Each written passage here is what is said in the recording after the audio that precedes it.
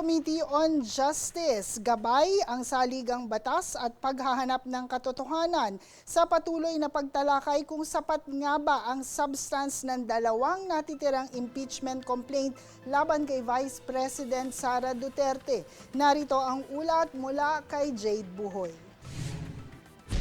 The committee remains committed to a prudent interpretation of the Constitution. As Representative Joel Chu has said, the members are exercising caution in interpreting this constitutional limitation.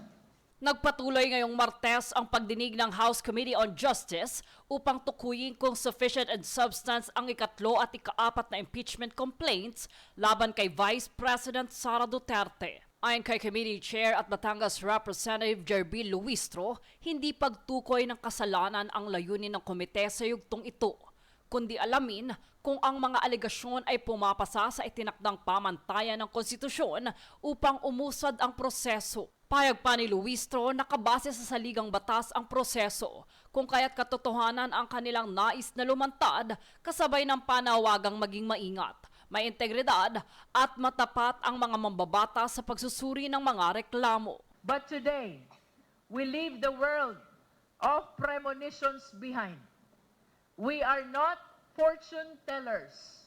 Our duty is to scrutinize the documents now before us.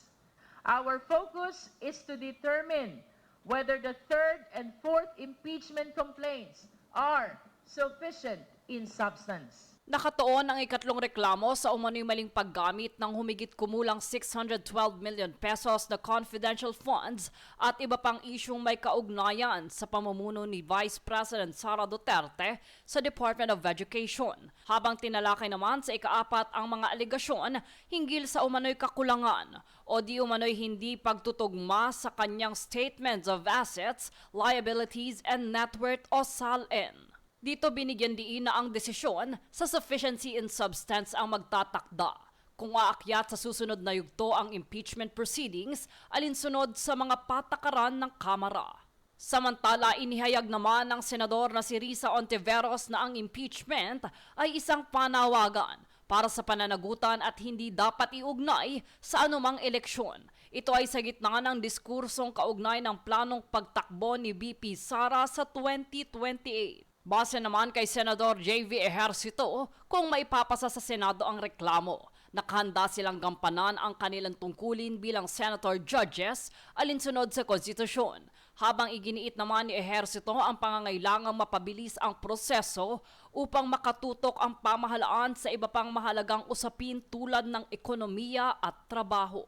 Jade Buhoy, nag-uulat para sa Golden Nation Network.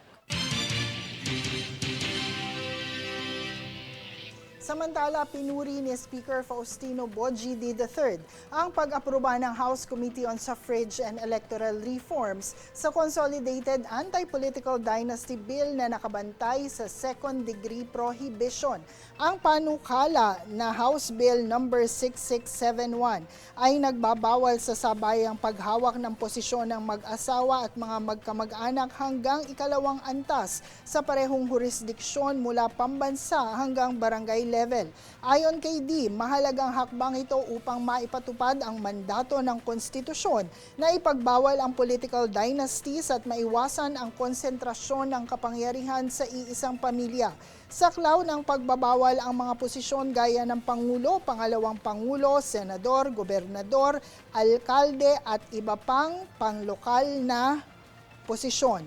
Inatasan din ang mga kandidato na magsumite ng sinumpaang salaysay sa COMELEC na hindi sila lilikha ng ipinagbabawal na political dynasty relationship.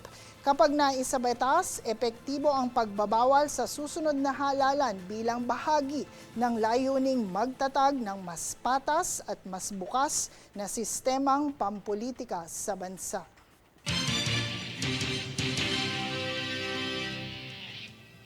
Sa ibang balita, mas pinagtibay ng Department of Social Welfare and Development o DSWD at ng Embahada ng People's Republic of China ang kanilang ugnayan sa humanitarian at disaster response matapos ang ceremonial signing ng handover certificate sa DSWD Central Office. Ayon kay DSWD Secretary Rex Gatchalian, malaki ang naitulong ng $1 milyong na donasyon ng China para sa mabilis na pagtugon sa mga pamilyang naapektuhan ng mga bagyong Uwan at Tino at ng malalakas na lindol sa Cebu at sa Davao na nagresulta sa pagdeklara ng State of Calamity. Natanggap ang donasyon noong December 29 at ginamit sa pagpapalakas ng disaster operations ng ahensya. Kabilang ang pamamahagi ng food at non-food items sa mga nasalanta.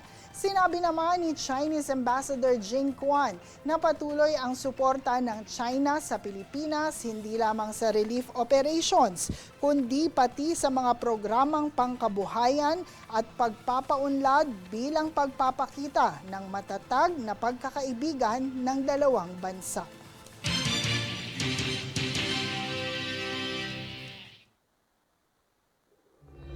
World News alas 8.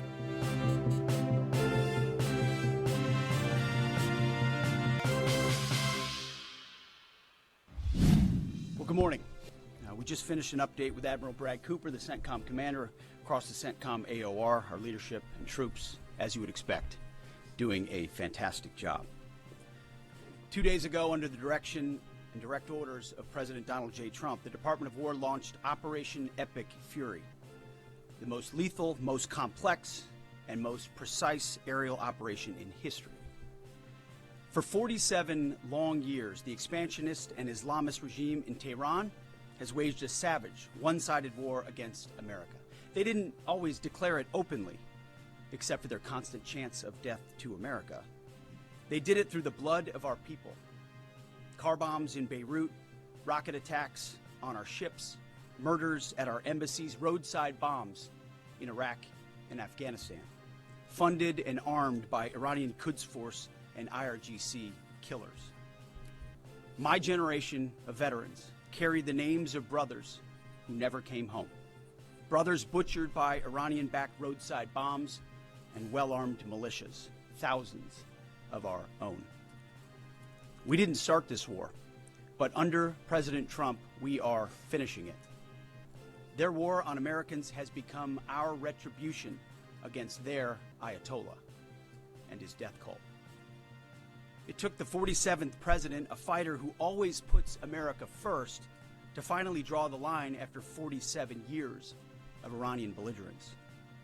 He reminded the world, as he has time and time again, being an American means something unbreakable. If you kill Americans, if you threaten Americans anywhere on earth, we will hunt you down without apology and without hesitation, and we will kill you. President Trump has also been very consistent. Crazy regimes like Iran, hell-bent on prophetic Islamist delusions, cannot have nuclear weapons. It's common sense. Many have said it, but it takes guts to actually enforce it, and our president has guts. Iran's stubborn and self-evident nuclear pursuits, their targeting of global shipping lanes, and their swelling arsenal of ballistic missiles and killer drones are no longer tolerable risks. Iran was building powerful missiles and drones to create a conventional shield for their nuclear blackmail ambitions. Let me say that again.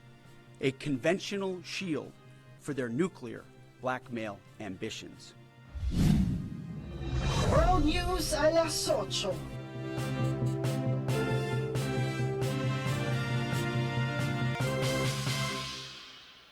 At narito ang recap ng mga nagbabagang balita ngayon. Sa ulo ng mga balita, big-time hike sa presyo ng produktong petrolyo muling umarangkada. Crime rate sa bansa nitong Enero hanggang Pebrero bumaba. 4-piece sisiyasatin ng Senado.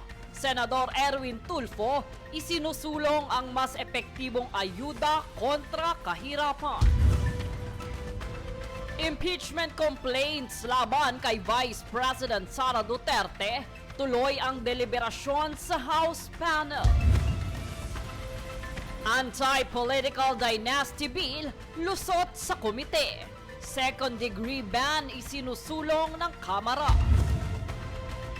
DSWD at China pinalalakas ang humanitarian partnership sa gitna ng kalamidad. Patas at pantay na balita, komprehensibong ulat para sa pulso ng masa. Ito ang News Force. At yan po ang pinakamaiinit na kaganapan ngayong araw na ito. Manatiling nakatutok sa aming mga ulat at update sa aming Facebook page, Golden Nation Network, at mag-subscribe sa aming YouTube account at Golden Nation Network. Ako po si Lorlyn Garcia Velarde. Maraming salamat po sa inyong panonood. Ito ang News Force.